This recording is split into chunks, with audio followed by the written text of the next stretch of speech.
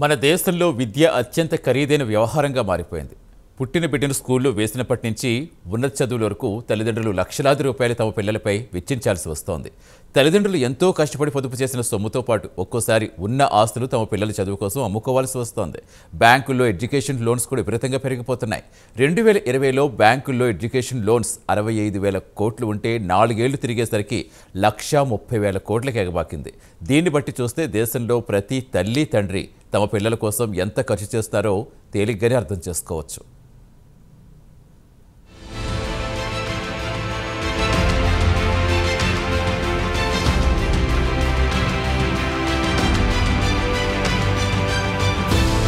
మన దేశంలో ఎడ్యుకేషన్ అత్యంత ఖరీదైన వ్యవహారంగా మారిపోయింది. ఈ ఏడాది ప్రభుత్వ విద్యా సంస్థలతో పాటు ప్రైవేట్ విద్యా సంస్థలు ఫీజులను దారుణంగా పెంచేశాయి. దీంతో తల్లిదండ్రులు తాము పొదుపు చేసుకున్న డబ్బుతో పాటు బ్యాంకుల నుంచి అప్పులు తీసుకోవడమే కాకుండా ఉన్న ఆస్తులను కూడా విక్రయించుకోవాల్సిన పరిస్థితులు ఏర్పడుతున్నాయి. ప్రైవేట్ విశ్వవిద్యాలయాలు ప్రతి ఏడాది ట్యూషన్ ఫీజులు పెంచుకుంటూ పోతున్నాయి. దీంతో దేశంలోని ప్రతి పేరెంట్ యూనివర్సిటీ విద్యకు పెద్ద మొత్తంలో ఖర్చు చేయాల్సిన పరిస్థితి ఏర్పడింది. తల్లిదండ్రులు తమ పిల్లలపై లక్షలాది రూపాయలు పెట్టుబడులు పెడుతున్నారు.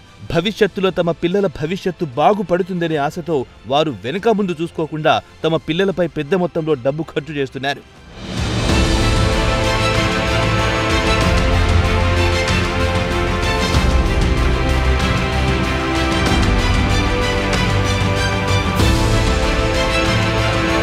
ప్రస్తుతం మన దేశంలో ప్రభుత్వం ఫండింగ్ చేస్తున్న యూనివర్సిటీల్లో సీట్లు తక్కువగా ఉంటున్నాయి. దీంతో తల్లిదండ్రులు ప్రత్యామ్నాయం లేకపోవడంతో ప్రైవేట్ యూనివర్సిటీల వైపు చూడాల్సి వస్తోంది. ఇక ప్రైవేట్ యూనివర్సిటీలు మాత్రం విద్యార్థుల నుంచి లక్షలాది రూపాయలు ఫీజుల పేరుతో దండుకుంటున్నాయి. అదీ కాకుండా ప్రస్తుతం తల్లిదండ్రులు తమ పిల్లలకు నాణ్యమైన విద్యను ఇప్పించాలని కోరుకుంటున్నాయి. ఒకవేళ దేశంలో మంచి యూనివర్సిటీలో సీటు రాలేదనుకుంటే విదేశాల్లోనైనా చదివించడానికి తల్లిదండ్రులు వెనకాడడం లేదు. దేశంలోని మెడికల్ లేదా ఇంజనీరింగ్ డిగ్రీని తీసుకుంటే ప్రభుత్వ ప్రైవేట్ కాలేజీల ఫీజుల్లో ఎంతో తేడా కనిపిస్తోంది. 2019లో నేషనల్ శాంపిల్ సర్వేను తీసుకుంటే దేశంలోని ప్రభుత్వ మెడికల్ కాలేజీల్లో సరాసరి విద్యార్థి మెడిసిన్ చదవడానికి 31,309 రూపాయలు ఖర్చు చేస్తే అదే ప్రైవేట్ అన్ఎయిడెడ్ కాలేజీల్లో 94,658 నుంచి 101,154 రూపాయలు ఖర్చు చేస్తున్నట్లు తేలింది. కాగా ఈ గణాంకాలను జూలై 2017 నుంచి జూన్ 2018 మధ్యన ఎన్ఎస్ఎస్ సర్వే నిర్వహించి వివరాలు సేకరించింది.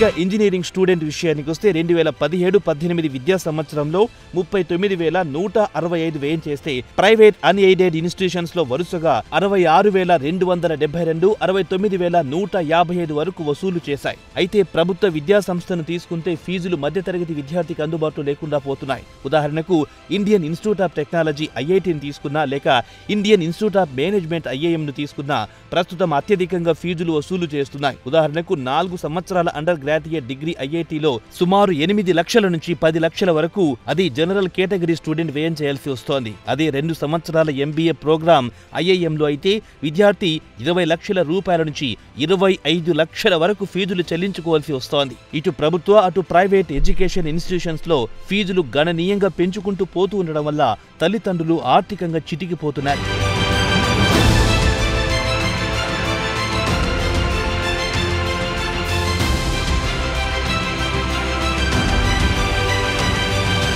ఐఐటీలో అన్రిజర్వ్డ్ కేటగిరీ విద్యార్థుల ఫీజులు విపరీతంగా పెరిగిపోయాయి. 2016లో 90,000 ఫీజు చెల్లించే విద్యార్థి ప్రస్తుతం 2 లక్షల వరకు చెల్లించాల్సి వస్తోంది. 7 సంవత్సరాల తర్వాత మొట్టమొదటిసారి ఫీజులు భారీగా పెరిగాయి. అప్పటి నుంచి క్రమంగా ఫీజులు పెంచుకుంటూ పోతున్నాయి. అయినా ప్రభుత్వం మాత్రం దీనికి అనుమతులు మంజూరు చేయడం లేదు. ఉదాహరణకు ఐఐటీలను తీసుకుంటే కేవలం 17,700 బీటెక్ సీట్లు మాత్రమే ఉంటాయి. దీనికి ప్రతి ఏడాది సుమారు 2 లక్షల మంది విద్యార్థులు పోటీ పడుతుంటారు. అలాగే మెడికల్ ఎడ్యుకేషన్ ను తీసుకుంటే సుమారు 20 లక్షల కంటే ఎక్కువ మంది విద్యార్థులు నీట్ అండర్ గ్రాడ్యుయేట్ ఎగ్జామ్ కు పోటీ పడుతుంటారు. కాగా సీట్లు మాత్రం కేవలం 1,00,000 మాత్రమే ఉన్నాయి. ఈ 1,00,000 సీట్లలో 50% ప్రభుత్వం నిర్వహించే ఇన్స్టిట్యూట్ చేతిలో ఉంటే మిగిలినవి ప్రైవేట్ మెడికల్ కాలేజీలు. ప్రభుత్వ యూనివర్సిటీలో సీటు దొరకకపోతే ప్రైవేట్ యూనివర్సిటీలో సీటు కోసం పెద్ద ఎత్తున డబ్బు చెల్లించుకోవాల్సి వస్తోంది.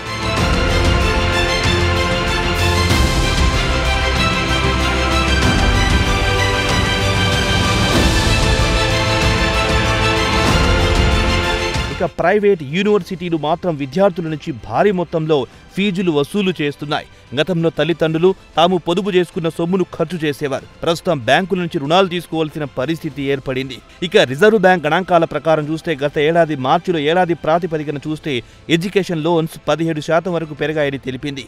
ఇక ఎడ్యుకేషన్ లోన్స్ విషయానికి వస్తే నాన్ బ్యాంకింగ్ ఫైనాన్స్ కంపెనీలు కూడా విద్యా రుణాలు ఇస్తున్నాయి. ఈ ఆర్థిక సంవత్సరం 60,000 కోట్ల రూపాయలు రుణాలు మంజూరు చేస్తే గత ఆర్థిక సంవత్సరం 43,000 కోట్ల రూపాయలు మంజూరు చేశాయి. నిధుల కోసం తల్లిదండ్రులు తీవ్రంగా ఇబ్బందులు పడుతూ ఉండడాన్ని ప్రభుత్వం గమనించింది.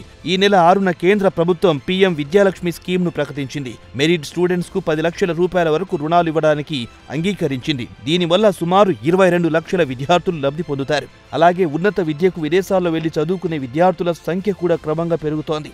ఈ ఏడాది ఆగస్టు నాటికి చూస్తే మొత్తం 13,35,878 మంది విద్యార్థులు విదేశీ యూనివర్సిటీలో చదువుతున్నారు. 2023లో 13,18,955 మంది విద్యార్థులు విదేశీ విద్యకు వెళ్లారు. వివరాల్లోకి వెళ్తే కెనడాకు 4,27,000 మంది, అమెరికాకు 3,37,630 మంది, బ్రిటన్లో 1,85,000 మంది, ఆస్ట్రేలియాలో 1,22,202 మంది, జర్మనీకి 42,997 మంది విద్యార్థులు ఉన్నత విద్యకు ఇండియా నుంచి వెళ్లారు. దీనికోసం విద్యార్థుల తల్లిదండ్రులు ఎడ్యుకేషన్ లోన్స్ తీసుకున్నవారే.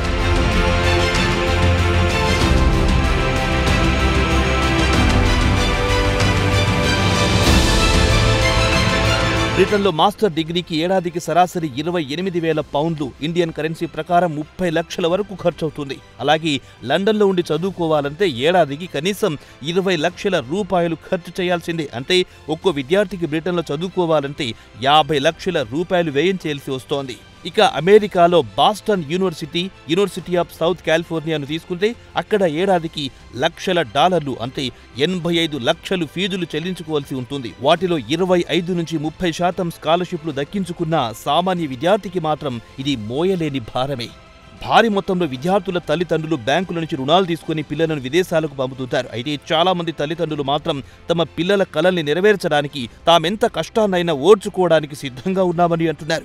వారి కష్టానికి తగ్గట్టుగా విద్యార్థులు ఉన్నత చదువుకొని మంచి ఉద్యోగం సంపాదించుకుంటే తీసుకున్న రుణాలను చెల్లించడం పెద్ద లెక్క కాదంటున్నారు విద్యార్థుల తల్లిదండ్రులు. మరి మాతృ ప్రేమ అంటే అదేకా?